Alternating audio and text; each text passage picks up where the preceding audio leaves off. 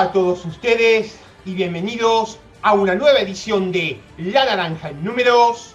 Les habla como todas las semanas Matías Barmat, más conocido como Hubstats. Y aquí estamos con todos ustedes trayéndoles lo mejor de las estadísticas, el análisis, los datos y en definitiva los números de nuestro amado deporte de la naranja. Ya se sabe entonces la fórmula de campeonato de la Liga Nacional 2021-2022. Se sabe que son 20 equipos que juegan una primera fase Super 20, 4 zonas de 5, doble rueda, 8 partidos, con los 2 primeros de cada zona a partido único, Final 8, en cancha neutral. Y la liga propiamente dicha, 20 a doble rueda 38, playoff a 12, 3-5-5-7, es decir, octavos con reclasificación mejores 3, cuartos mejores 5, semi mejores 5, final mejores 7. La idea entonces es que el Super 20 empiece en septiembre y que la liga propiamente dicha empiece en noviembre, termine liga regular en abril o mayo y playoff en mayo-junio. Bien, ahora también lo que se sabe es que la Liga Mexicana, la LNBP, también ya se sabe cuál es la fórmula de campeonato de la Liga Mexicana para la temporada 2021-2022. Al igual que la temporada pasada, también se decidió hacer una liga corta y de los 3 equipos que originalmente iban a comenzar, al final terminarían, o mejor dicho, terminarán jugando 10, igualando su mínimo histórico 10 equipos. Y de los 3 equipos que se dieron de baja, están entre ellos Aguacateros de Michoacán, el equipo que de la mano de Nicolás Casalánguida llegaron al subcampeonato en la temporada pasada. Una lástima. Bueno, los 10 equipos de la Liga Mexicana se dividen entonces en 2 conferencias de 5. Cada equipo juega una liga regular de tan solo 20 partidos. Juega cada equipo 4 veces contra cada rival de su misma zona y 4 veces contra uno de los 5 rivales de la otra zona. Playoff a 8, 4 por conferencia, cuartos mejor de 5, semi mejor de 5, final mejor de 7. Se prevé que la liga regular termine, que la liga regular comience el 2 de septiembre y termine el 22 de octubre y los playoffs durante noviembre. También en otro orden de cosas, ya se sabe cuál van a ser los 16 equipos, o digamos, cómo van a ser los equipos de la Euroliga Femenina 2021-2022.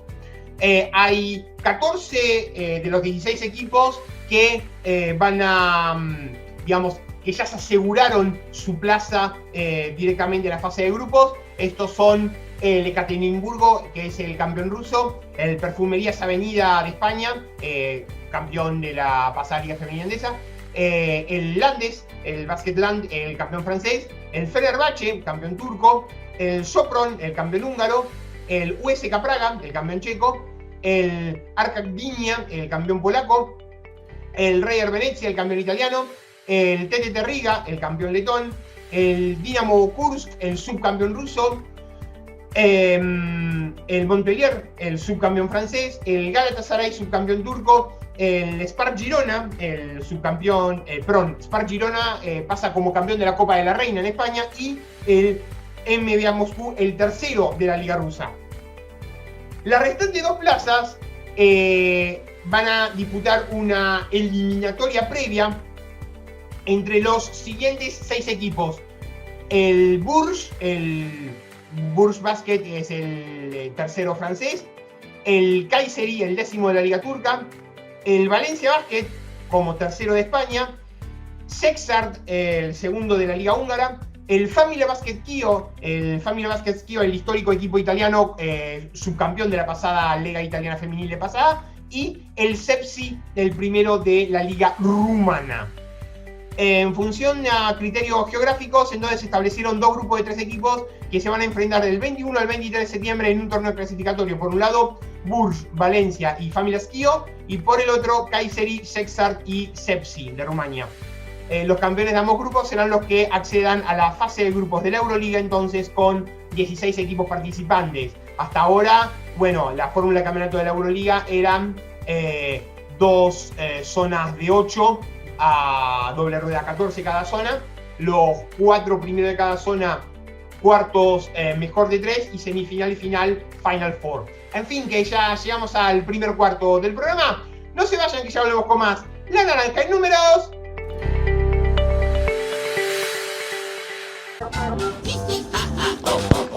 Golosinería Don Jaco. Golosinas todo el año.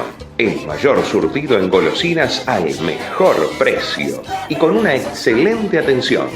Golosinería Don Jaco, en sus dos direcciones.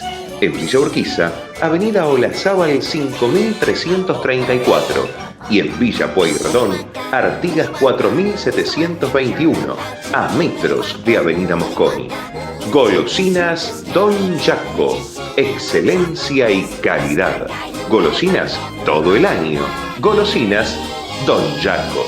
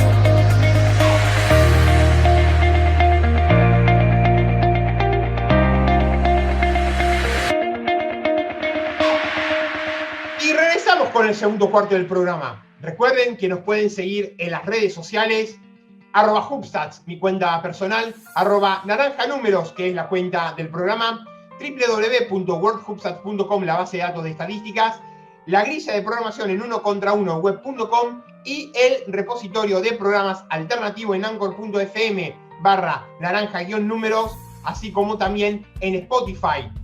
Hubo, grandes jugadores de la NBA que nunca han podido salir campeón, pero estas 10 historias que nos trae nuestro amigo, el maestro vasco Óscar Villares, que lo pueden seguir, @0308Óscar, tienen además el común denominador que fueron traspasados a mitad de temporada y su equipo de procedencia terminaría saliendo esa misma temporada campeón de la NBA. La primera historia que le vamos a traer entonces es la de Frank Selby. Los Hawks enviaron a Frank Selby a los Minneapolis Lakers por Dirk Bushka y Terry Rand. En el año 58 Frank Selby fue el damnificado en esta ocasión, pero el destino le tendría guardada una jugada macabra. St. Louis Hawks, de la mano de Bob Pettit, gran goleador como lo hubiera, y Cliff Hagan, conflictivo, derrotaron a los Celtics de Red Auerbach. No solo Frank Selby se vio privado de ganar el anillo, sino que precisamente con los Lakers perdió 2 finales a manos de los Celtics. En una de ellas, en el año 62, además, Selby falló desde una posición teóricamente propicia para él, un tiro de la línea de fondo en los instantes finales que hubiera dado el triunfo a los Lakers en el séptimo partido. Finalmente se llegó a la prórroga y los Celtics ganaron su tercer título consecutivo. Declaraba en aquel entonces: hubiera cambiado todas las canastas de mi carrera por haber anotado aquel tiro. Con respecto al tiro que pudo dar la victoria de los Lakers en ese Dios. Vamos con la segunda historia. Elgin Baylor en la temporada 71-72. Elgin Baylor se retira como jugador activo de los Lakers en noviembre del 71. La carrera de Elgin Baylor estuvo ligada a la de Jerry West, en esos míticos Lakers, encadenando derrota tras derrota en las finales NBA, casi todas ellas a manos de los Celtics. Pero en la temporada 71-72, los Lakers querían romper aquella maldición. Baylor acusaba en demasía las secuelas de una lesión que había sufrido 8 años antes y ya no era el mismo. Tras no encajar la suplencia a la que Bill Sharman, Hall of Fame como jugador y como técnico, le quería relegar, Baylor decidió retirarse apenas iniciada la temporada. Era noviembre del 71 y Baylor había jugado tan solo 10 partidos. Su puesto en el quinteto lo ocupó Jim McMillian, que hizo una gran temporada. Los Lakers batieron el récord de partidos consecutivos ganados, los míticos 33 partidos consecutivos, que aún sigue vigente, y también el de mayor número de victorias en una temporada hasta ese entonces, 69. Sí, habían clavado una temporada 69-13 que luego sería superada por el 72-10 de Chicago y por el 73-9 de los Warriors. Entonces, declaraba el Jim Baylor: eso no va a suceder. Que fue cuando la respuesta que le dio a Bill Sharman cuando le dijo que tendría que salir del banco. Tras eso anunció su retiro. La tercera historia que le vamos a traer entonces es la de Nate Thurmond. En la temporada 74-75, los Warriors envían a Nate Thurmond a Chicago a cambio de Clifford Ray y un pick de primera ronda del draft.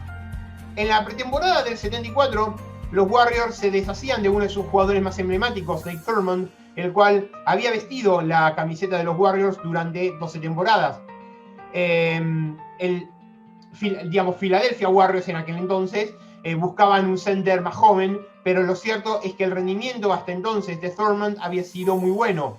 De hecho, la temporada anterior había promediado 13 puntos, 14 rebotes de promedio, entre ellos 4 rebotes ofensivos de promedio y 3 tapones por partido.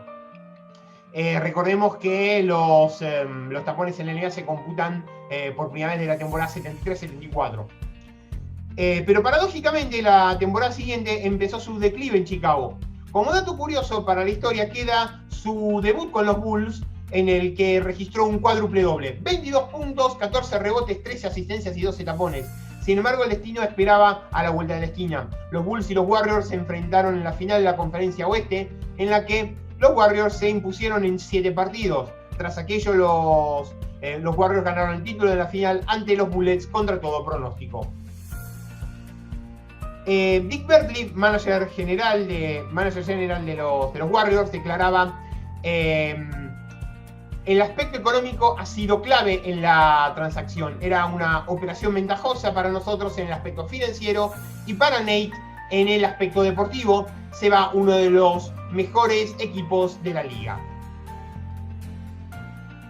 Josh Petrie en la temporada 76-77 es nuestra cuarta historia. Los Blazers envían a Josh Petrie, que tendría una carrera muy cortita, truncada por lesión, y Steve Hoss a los Hawks a cambio de Morris Lucas. En el 76, los Blazers traspasaban a Josh Petrie, el primer jugador elegido en el draft en toda su historia, en la historia de Portland. Petrie había estado en la franquicia desde el origen de la misma, habiendo sido el elegido rookie del año y seleccionado en 2 ocasiones para jugar el All-Star. Sin embargo, la poca competitividad de la plantilla en unas ocasiones y las lesiones propias y de sus compañeros impidieron que Petrie hubiera tenido la posibilidad de jugar ni tan siquiera un partido de playoff. Los Blazers contaban con un hombre como Bill Walton, pero sus problemas físicos limitaron su presencia en el equipo y por consiguiente las posibilidades de meterse en la lucha por el título. Después de su año de rookie, Josh Petrie sufrió una lesión grave de rodilla que le dejó muchas secuelas. Esto le hizo perderse algunos partidos cada una de las 6 temporadas que permaneció en los Blazers. Al final de temporada 75-76, los Blazers le sugirieron volver a operarse, pero Petrie les contestó que solo lo haría cuando presentaran su renovación oficial. Los Blazers se negaron y le traspasaron a Atlanta. Bill Walton pudo jugar con continuidad por primera vez en su carrera en aquella temporada, y los Blazers se clasificaron a playoffs por primera vez en su historia, y de hecho Portland quedaría campeón, derrotando a los Sixers en la final. El primero de los títulos de Bill Walton, el segundo sería con Boston Celtics 85-86. Josh Petrie, al ser preguntado por la reacción ante el título de los Blazers, dijo: cuando ganaron un título pensé que era genial para la ciudad y obviamente para el equipo, pero fue duro para mí lidiar con ello. Yo estaba en un punto de mi carrera en la que no sabía si iba a continuar jugando. De hecho, Josh Petrie se retiraría a la corta edad de 28 años. Dave Bing es nuestra siguiente historia. Es, digamos, la quinta historia que tiene que ver con los Dave Bing en la temporada 77-78, cuando los Washington Bullets cortan en pretemporada a Dave Bing. Tras 2 años en los Bullets, Bing era cortado por Washington. La progresión mostrada por Kevin Greavy y el buen hacer de Tom Henderson hicieron prescindir de un Dave Bing que rondaba ya los 34 años. Phil Chenier, el escolta titular, era intocable, y Casey Jones, que en aquel entonces ya era técnico, prefería como bases a la pareja Henderson y Larry Wright. Bing fue contratado por Boston, en los que hizo buenos números para su edad, pero el equipo ya no era competitivo. Aquella fue su última temporada como profesional, precisamente en la que los Bullets se proclamaron campeones de la NBA. Es irónico que precisamente Chenier se lesionó a mitad de temporada y ese puesto podía haber sido cubierto por Dave Bing, pero finalmente Greavy hizo unos buenos playoffs que ayudaron a su equipo a conseguir la victoria en la final ante Seattle Supersonics. Dave Bing declaraba en aquel entonces: creo que Phil Chenier y yo formamos el mejor backcourt de la liga. He venido aquí para ganar un campeonato. Eso se lo había declarado al ser traspasado a Washington. Curiosamente, ni Chenier lesionado ni Bing cortado jugarían en aquellas finales. La sexta historia que nos trae Oscar Villares, @0308 Oscar, Adrian Dantley en la temporada 79-80. Los Lakers traspasarían a Adrian Dantley en pretemporada a Utah a cambio de Spencer Haywood. Dantley, un jugador que había dado muestra de su capacidad anotadora jugando 2 años para la franquicia angelina, fue descartado por los Lakers, que ya tenían otro gran jugador en la posición de alero, Jamal Wilkes, el cual se veía forzado a jugar de 4, de ala pivot. Los Lakers encontraron el traspaso ideal con los Jazz, puesto que adquirían a Spencer Haywood y veían reforzado el puesto de power forward, de ala pivot. De esta manera, Jamal Wilkes pasaría a jugar de alero. Aquel año los Lakers incorporaron vía draft a un joven que respondía al nombre de Earvin Magic Johnson. El resto es historia. En fin, que llegamos al final del segundo cuarto del programa. No se vayan, que viene una grandísima historia que nos trae otro gran maestro bajo, que es Gonzalo Vázquez, acerca de las relaciones ocultas entre la FIBA y la NBA en la Guerra Fría. Así que no se vayan, que llevamos con más La Naranja, el número...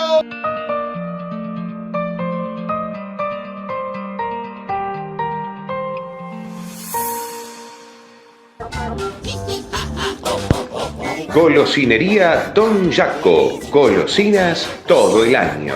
El mayor surtido en golosinas al mejor precio y con una excelente atención. Golosinería Don Jaco, en sus 2 direcciones. En Villa Urquiza, Avenida Olazábal 5334 y en Villa Pueyrredón, Artigas 4721, a metros de Avenida Mosconi. Golosinas Don Jaco, excelencia y calidad. Golosinas todo el año. Golosinas Don Jaco.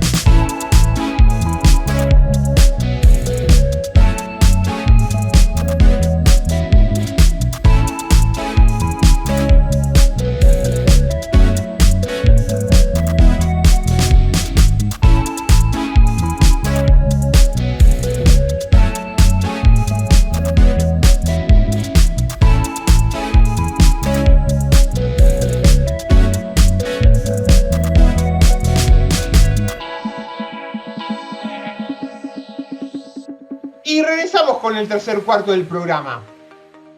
La FIBA y la NBA. Geopolítica y prehistoria de una incómoda relación artificial.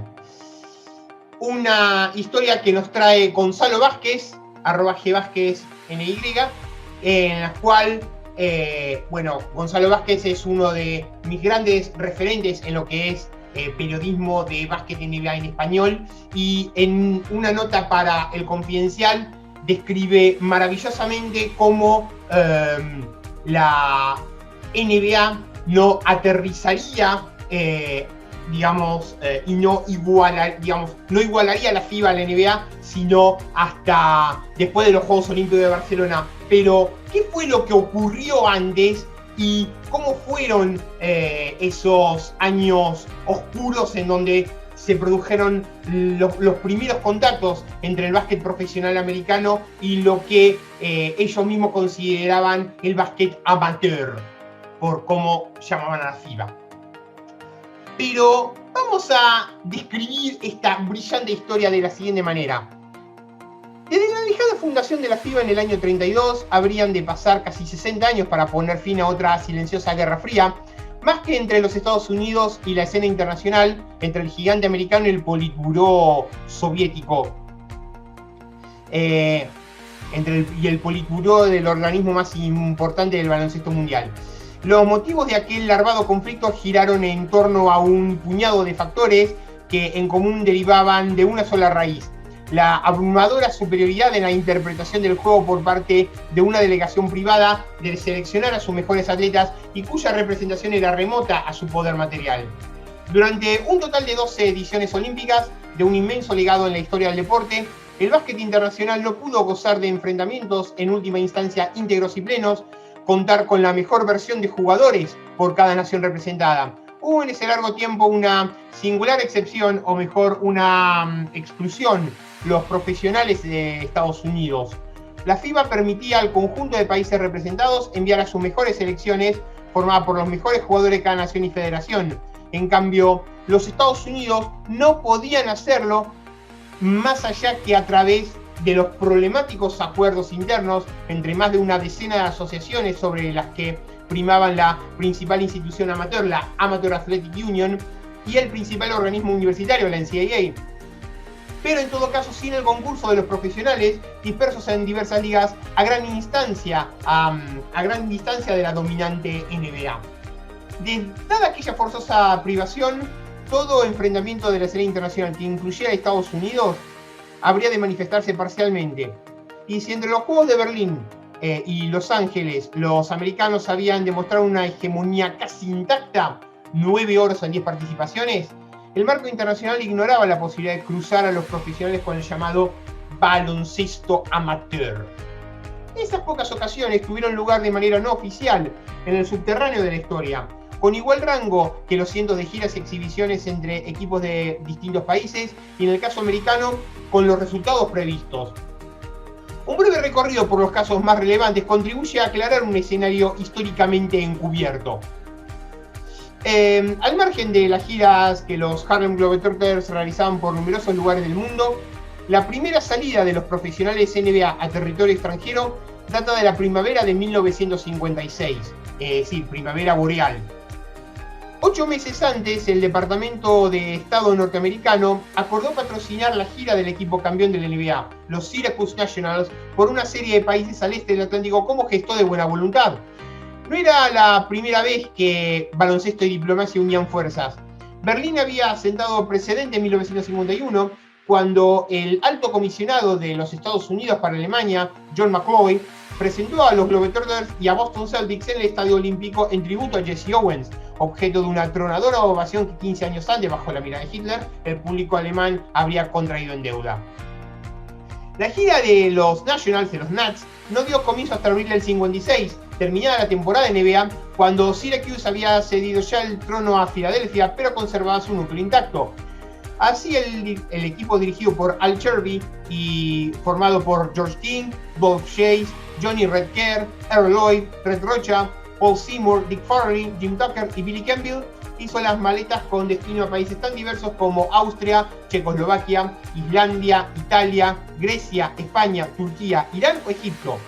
Más que la ventaja promedio de 33 puntos, 43,4 en los 5 primeros, la inmensa desproporción abierta entre aquel básquet y cualquier otra manifestación de ese deporte en el resto del mundo atravesaba días, tiempos de inabordable distancia.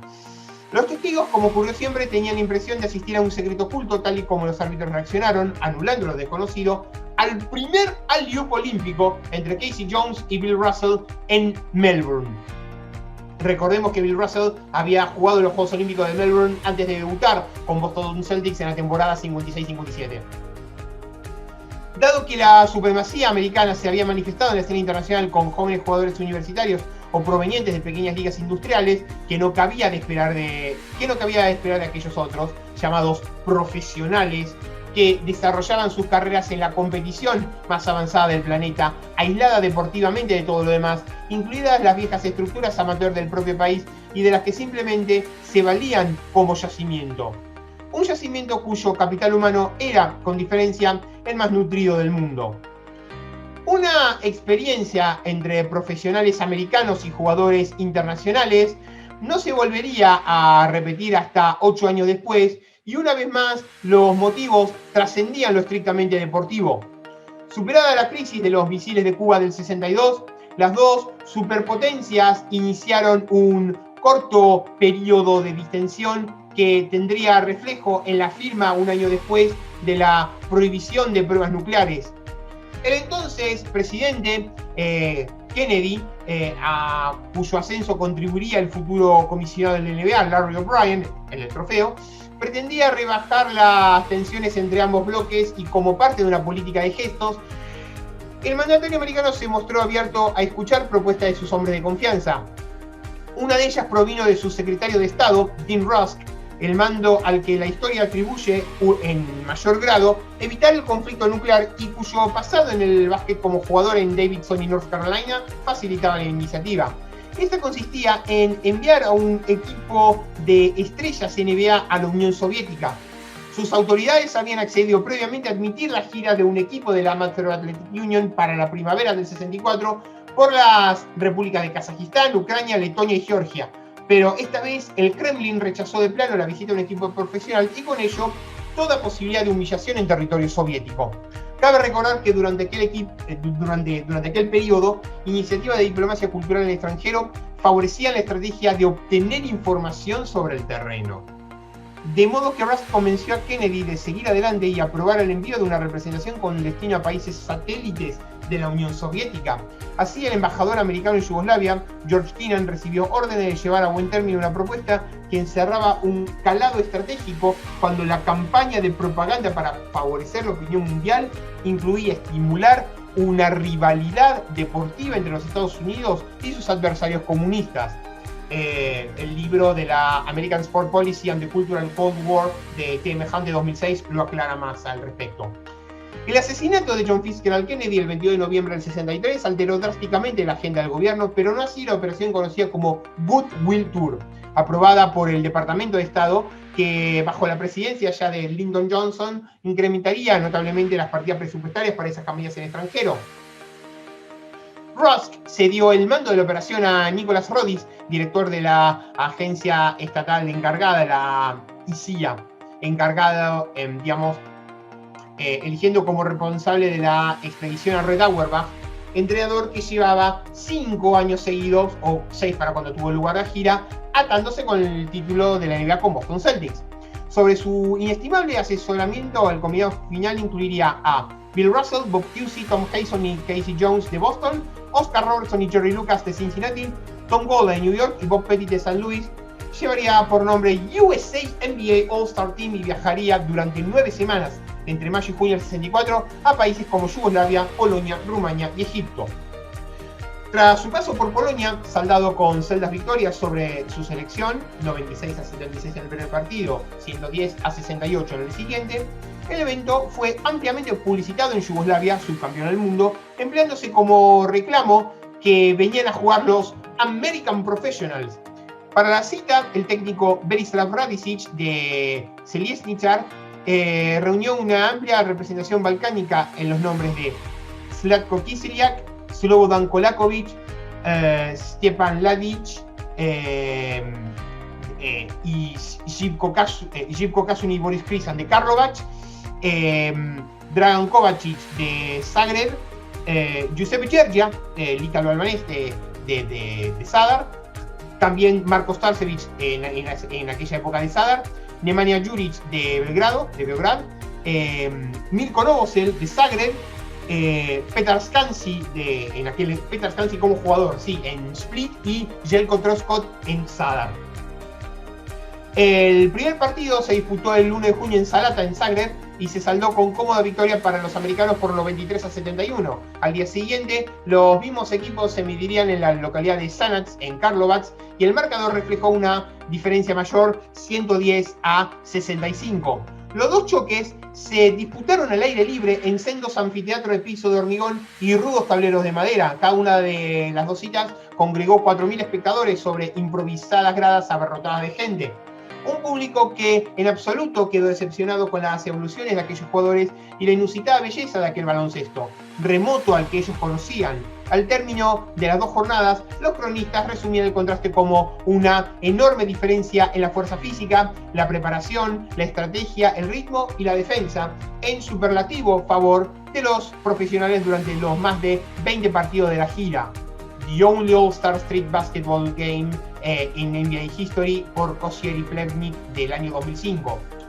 Luego de celebrar la iniciativa, el secretario general de la FIBA, Renato Williams-Jones, que alertaba a sus delegaciones de cualquier interacción con ellos, redoblaría aún más su recelo a la presencia y cruce de profesionales con los países bajo su mando. Su postura contrastaba con la propia Liga Americana, que al margen de toda estrategia política no tenía mayor problema en acceder a estos eventos si la gran oportunidad lo requería, y menos aún con la llegada al cargo del comisionado Walter Kennedy en septiembre del 63. Experto en marketing y publicidad, Kennedy había alcanzado notoriedad como relaciones públicas de los Harlem Globetrotters durante los años 50, exportando su espectáculo al mundo exterior. Apenas se recuerda hoy que Kennedy haría de su vocación expansiva una prioridad, logrando al término de su mandato duplicar el número de equipos de 9 a 18, extendiendo su geografía de costa a costa. Es decir, 9 equipos en la temporada 62-63 a 18 equipos en la 76-77, 77-78. Como hombre de mundo, soñaba con exportar el producto más allá de las fronteras de los Estados Unidos, siendo a la vez consciente de las irreconciliables diferencias con el llamado baloncesto amateur y su principal organismo mundial. Aun conociendo la razón, Kennedy llegó a formular la vaga pregunta a su entorno de por qué sus jugadores no podían tener representación en la escena olímpica de la que quedaban privados para la gloriosa experiencia de las medallas. Una realidad. Cualquier disposición en ese sentido chocaba frontalmente con William Jones, que jamás ocultó su total rechazo a entablar relaciones con el llamado profesionalismo. El temor a una pérdida de poder de su organismo y un statu quo que dependía en su totalidad de su mando primaron siempre entre los motivos, los mismos que celebraba la cúpula de la Amateur Athletic Union dentro de sus fronteras. Durante su mandato, la relación entre Jones y la delegación americana se inscribió en una tensa posición de dominio cuyos límites, probados en numerosos episodios que trascienden el motivo del texto, arrancarían mucho tiempo atrás cuando los americanos fueron excluidos del Congreso de la FIBA en Lyon, en Francia, 2 años antes de los Juegos de Berlín, en una cita dominada por franceses e italianos y controlada hasta el último detalle por el propio Jones. Allí quedarían aprobado el futuro reglamento distinto del americano, tal y como deseaba, abriendo el futuro 2 mundos paralelos e irreconciliables. Al menos los representantes estadounidenses pudieron frenar poco antes de la cita en Berlín la propuesta de la FIBA de excluir del básquet a jugadores de más de 1,90, medida que de haber salido adelante habría alterado el curso de la historia. Con todo, ningún episodio más crítico que el desenlace de la final olímpica de Múnich 72. Jones fue el responsable de conceder 3 segundos a los soviéticos para la resolución, no sin antes bajar a voluntad del palco a la mesa oficial. Fue como si David Stern, denunciaría años después Tom Macmillan en nombre de los derrotados, bajara a la mesa en plena finales de Navidad para intervenir en una decisión arbitral. Aquellas medallas siguen hoy blindadas en un banco de Lausana. Ya, esta es la primera parte de la nota. Llegamos al fin del tercer cuarto del programa. No se vayan, la que viene la segunda parte de la nota. Ya volvemos con más La Naranja en Números.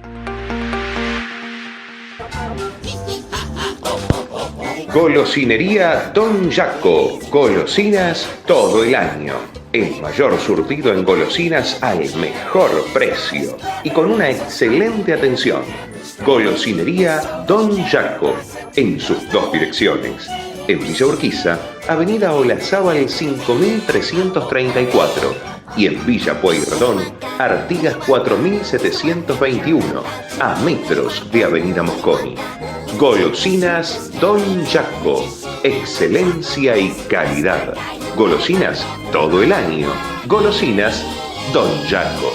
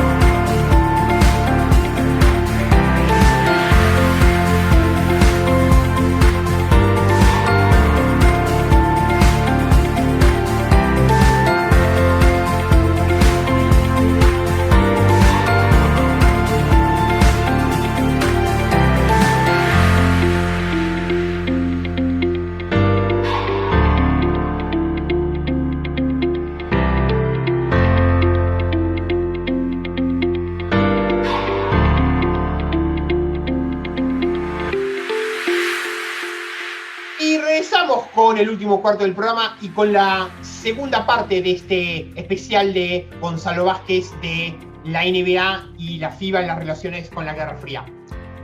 Cuando una mayoría del bloque comunista, Hungría, Polonia y Cuba, tumbó la protesta formal de la delegación americana, la indignación estuvo cerca de provocar una decisión, aún en el marco amateur, que de un modo no oficial seguía resultando aparente.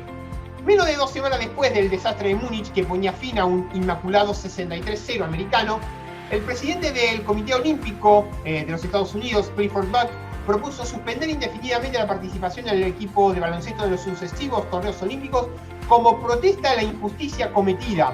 Aquel fue el momento más tenso en la difícil relación histórica que el básquet americano había mantenido con los organismos internacionales y con la FIBA, a cuyo máximo dirigente, William Jones, se atribuye entonces una ascendencia tan célebre como ilustrativa.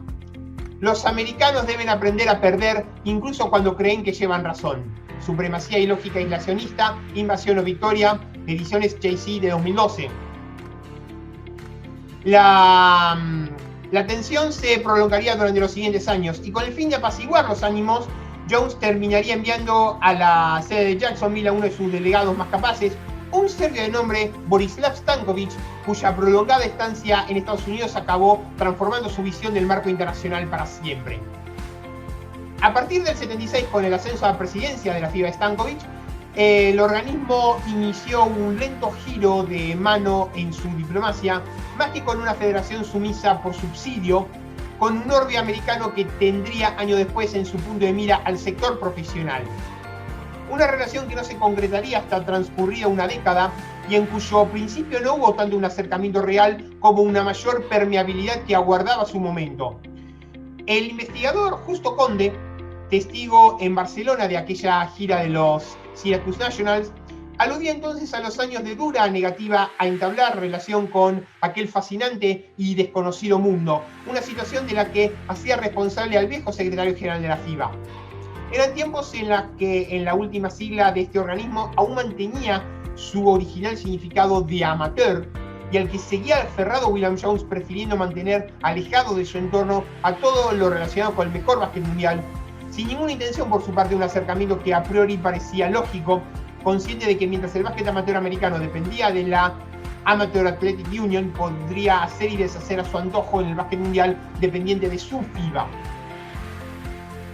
Jones se mostró siempre inflexible a que se exhibieran en países de su jurisdicción las grandes estrellas profesionales de los Estados Unidos. Nuevo Básquet Extra versión 2, 1987. Hasta la muerte de Jones en el 81, la postura de Stankovic no distaría de la de su predecesor, aún presente como consultor en su condición de mérito durante el boicot americano a los Juegos Olímpicos de Moscú. Durante más de 4 décadas, Jones mantuvo firme su certeza de que el profesionalismo era el mayor peligro al que se enfrentaba el espíritu olímpico. En el caso de los Estados Unidos y el básquet, sustentaba su convicción una realidad agravante. Durante su mandato se contaban por decenas, tal vez centenares, los equipos de jugadores en edad universitaria, rara vez los mejores del país, y jugadores aficionados empleados en otras profesiones que salían una y otra vez victoriosos ante selecciones formadas por los mejores jugadores nacionales de cada país. Si a cada nueva ocasión la realidad no contribuía a erosionar la supremacía, a igualar niveles, la última medida a adoptar sería una apertura al profesionalismo. Más adecuado a los nuevos tiempos, Stankovic dejó de oponerse al imparable carácter global de un deporte que corría a estallar a aquella década. También consciente del desnivel, el nuevo dirigente pretendía, en cambio, un escenario pleno y justo, y por ello, entrada la década, comenzó a prestar especial atención a una incoherencia estatutaria ahincada de raíz en la gestación de la propia FIBA. Según ella, la distinción entre amateurismo y profesionalismo no tenía solución. Esta trampa administrativa explica buena parte de la escena internacional del siglo XX y su vulneración, que un jugador cobrara dinero por jugar, impedía volver a vestir la camiseta nacional en cualquier torneo auspiciado por la FIBA. Este punto tiene un extraordinario interés historiográfico al que nunca se hará una completa justicia. En plenos años 80, la realidad indicaba que tan solo los Estados Unidos, junto a Filipinas, la PBA y Puerto Rico, el BCN, se veían obligados a su estricto cumplimiento, cuando el llamado baloncesto amateur no lo era propiamente en muchos de los países adscritos a la FIBA y amparados por ella. En la práctica, la inmensa mayoría de jugadores que representaban a las selecciones del resto del mundo percibía un salario derivado de sus contratos con sus respectivos equipos en las ligas nacionales donde prestaban servicio. Ello suponía un marco de profesionalismo a diversa escala que la FIBA contemplaba como amateur, incluyendo tanto los jugosos sueldos percibidos por italianos o españoles como los pagos del Estado en los países comunistas.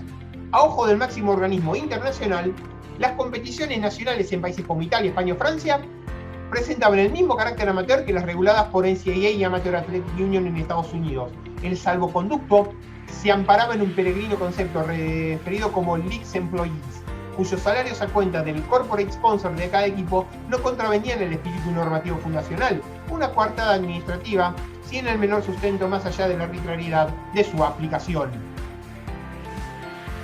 Dentro de los innumerables ejemplos en las ligas europeas avanzadas, pocos igualan al del brasileño Oscar Schmidt. Tras impresionar a los New Jersey Nets en el verano 84, una rápida negociación elevó la oferta al brasilero al máximo permitido. Los $75.000 igualaban la cifra acordada con su primera elección, Jeff Turner, cuando Oscar había sido elegido en sexta ronda. Alegando no poder volver a vestir la camiseta nacional, el brasilero rechazó la oferta. Tenía contrato en firme con Caserta en la liga italiana por una cantidad cercana a los $180.000 anuales, casi el triple de lo que ofrecía la NBA. A ojo de la FIBA, Oscar era amateur, como tantos otros jugadores en el viejo continente. Tras 8 años en el cargo, Stankovic reconocía aquel abuso como insostenible, llegando a sentir vergüenza por una realidad que mucho tiempo después calificó de inmoral. Curiosamente, Oscar iba a ser verdugo de los americanos en la final de los Panamericanos de Indianápolis 87, los Panamericanos de Indianápolis 87, Brasil remontaría una desventaja de 16 puntos gracias a una prodigiosa exhibición de tiro de Oscar, que acabó el partido con 46 puntos, 35 de ellos en la segunda mitad. Lo ocurrido certificaba una realidad cada vez más palpable. Los jóvenes universitarios americanos se veían incapaces de ejercer el dominio de otras épocas ante equipos más rodados y compuestos por jugadores, por verdaderos profesionales. El Maccabi mereció ganar porque jugó mejor que mi equipo. No jugamos contra amateurs, sino contra profesionales como nosotros, había denunciado ya en 1978 el técnico de los Bullets, Dick Motta, tras la derrota ante Maccabi en Tel Aviv. Un hecho insólito que no obstante solo tendría relevancia documental mucho tiempo después con la llegada de Internet. Los famosos, ustedes se acuerdan, los famosos expedientes secretos X, que ya oportunamente les voy a contar. Mientras el apabullante dominio americano en Los Ángeles 84 parecía devolver el orden natural del baloncesto en el mundo, Stankovic lamentaba lo ocurrido, dado que el boicot soviético que devolvía al americano en los Juegos de Moscú había privado al mundo del mejor enfrentamiento posible, aún en la escena amateur. Para entonces Stankovic formulaba a su entorno la pregunta si el escenario internacional estaba siendo verdaderamente testigo del máximo nivel de juego entre ambos mundos. Y si la respuesta era negativa, el dirigente admitía que el panorama de competición en la escena internacional distaba de ser verdadero. El COI daría aquel año un primer paso permitiendo a cada federación libertad de criterio para seleccionar a sus deportistas. A fines del verano boreal, la presencia en Italia del nuevo comisionado de la NBA, David Stern, estrenaría una línea de comunicación abierta entre la sede de la FIBA en aquel entonces en Múnich y la Olympic Tower de New York. Alentado Stankovic a estrechar relaciones diplomáticas a un lado, comerciales al otro, las dos partes acordaron una primera iniciativa experimental a materializar en el 87 con la creación del Open McDonald's, un evento conjunto FIBA-NBA que, más allá de la cooperación, procuraba Stankovic el primer paso para su objetivo: derogar la cláusula amateur, abriendo la participación de los profesionales de Estados Unidos a la escena olímpica. Pero antes, su voluntad debía ser sometida a votación. Esta tendría lugar en Barcelona en el verano 86, en el marco del Mundial que se celebraba en España. El Congreso rechazó la propuesta por un ajustado 31-27, con la abstención de hasta 14 delegaciones. Entre los votos en contra coincidieron Unión Soviética y ABA USA, la Asociación de Básquet Amateur Americana, cuyo máximo responsable, Bill Wall, lanzó un enérgico alegato con la intención de que el serbio rehusara volver a intentarlo. Aquella postura respondía a una simple lógica de supervivencia. Wall temía la pérdida de control, sabiendo que de aprobarse la medida, la NBA haría con ellos lo que ellos habían hecho con la Amateur Athletic Union en sus fronteras. Lejos de ceder, Stankovic prosiguió con paciencia su operación, inclinándola a la persuasión del grueso de delegaciones. El serbio quiso repetir la votación en febrero para abrir una excepción a los jugadores de la CBA y la USBL, pero prefirió guardar su carta para una próxima cita con los cabos bien atados. Uno de ellos incluía un preacuerdo con la propia NBA, para cuyo cierre en el año 87 resultó clave. Meses antes del McDonald's, Stankovic tomaría un primer pulso a la cúpula de Stern, cuya primera reacción fue de escepticismo cuando no de indiferencia. Uno de los hombres fuertes de Stern, Gary Bettman, lo reconocía aquel verano en el Tribune. Ejerciendo de portavoz, aseguró que la NBA no iba a presionar lo más mínimo por algo así. Stankovic redobló su apuesta, confesando a Stern y su mano derecha, Ross Granick, lo inapelable de su iniciativa, la más importante hasta el fin de su mandato. Nuestra competición sigue estando cerrada a los jugadores NBA y a nadie más. Es absurdo que bajo la FIBA dispongamos de 200 millones de jugadores y entre ellos no estén los 300 mejores.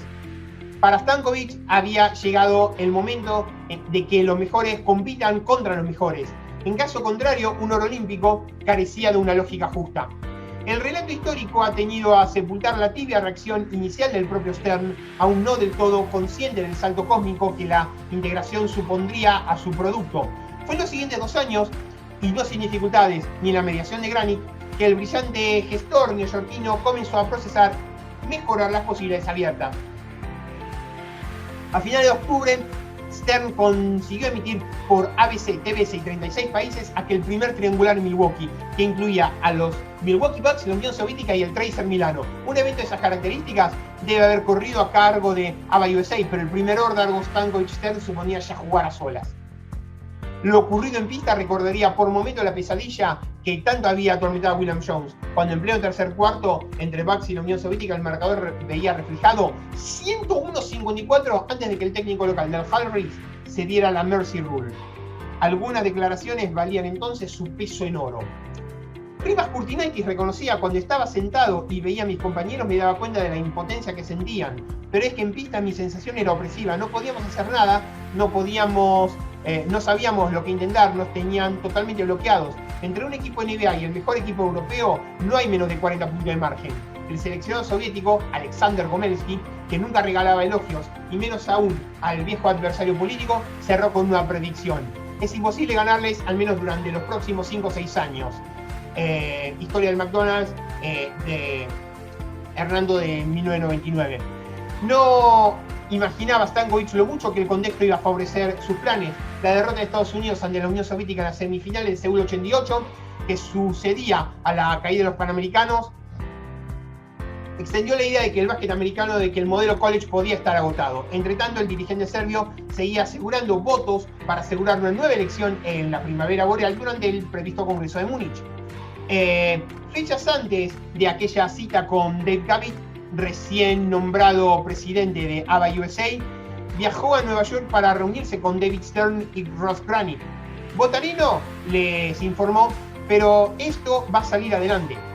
El anuncio pretendía avisarles de que estuvieran preparados, pero su cortesía apenas podía ocultar su verdadera intención: una súplica por salvar la parte. Una súplica por salvar la parte funcionaria de la federación, condenada a morir, además de algo para lo que la vieja estructura no estaba preparada: el compromiso de los jugadores NBA y el marketing del operativo. No te preocupes por eso, zanjaron solo en ese punto los ejecutivos. Llegado el Congreso de abril, todo salió según los planes previstos por Stankovic, que previamente se había asegurado el favor de China, además de un valioso cargo en el Comité Olímpico Internacional, cuyo presidente, Juan Antonio Samaranch, aprobaba por completo el operativo. Samaranch no ignoraba el colosal potencial de ingresos que aquella medida abriría. Ante la inminente votación favorable a los soviéticos, como un gesto desesperado, elevaron una propuesta del comité para reducir a un máximo de 2 jugadores NBA por cada edición y equipo americano. La enmienda fue denegada y la resolución salió adelante por un rotundo 56-13, y otra vez sobre la negativa conjunta de soviéticos y americanos. Al término, un derrotado Gavit, en una charla informal con delegados FIBA, solicitó cooperación para cuadrar fechas y posibles esperas de cara a la gestión con la NBA. Ese es su problema, vengaron los delegados, cobrándose los viejos rescoldos de siempre. Nada, en fin, que no pudiera resolver la excelsa relación entre Stankovic y su homólogo americano. De manera que el Congreso de Múnich fue doblemente histórico. De una parte, la abolición de un principio arbitrario levantaba la atávica prohibición a los llamados profesionales NBA. Y de otra, con menos simbolismo que justicia, la misma definición del organismo FIBA a través de sus siglas iba a verse alterada para siempre. Del francés Fédération Internationale de Basketball Amateur pasaría a denominarse Fédération Internationale de Basketball. Y al otro lado, los americanos hicieron lo propio en octubre, alumbrando USA Basketball en lugar de ABA USA y toda su anterior estructura y gobierno. Aún sin saberlo, el básquet mundial asistía a la caída de un viejo régimen. Stern y los suyos aún preservaron el detalle de contar marginalmente con ellos para que el paso no fuera tan abrupto. Pero la nueva realidad carecía de alternativa. Si la NBA iba a estar representada al mundo en la escena olímpica, la NBA tomaría el mando. No obstante, solo con la medida aprobada y a 3 años de materializarse el hito, una mayoría de figuras en la canasta americana mostraría su escepticismo de que alguna estrella aceptara sacrificar un verano por algo que no tenía pasado, una referencia vacía, o en palabras de Dave Zirin, un escenario completamente ausente de contexto por décadas y décadas de aislamiento. Una encuesta inmediata de Associated Press entre jugadores y NBA rebajó a ese 58% la posibilidad de que admitieran acudir.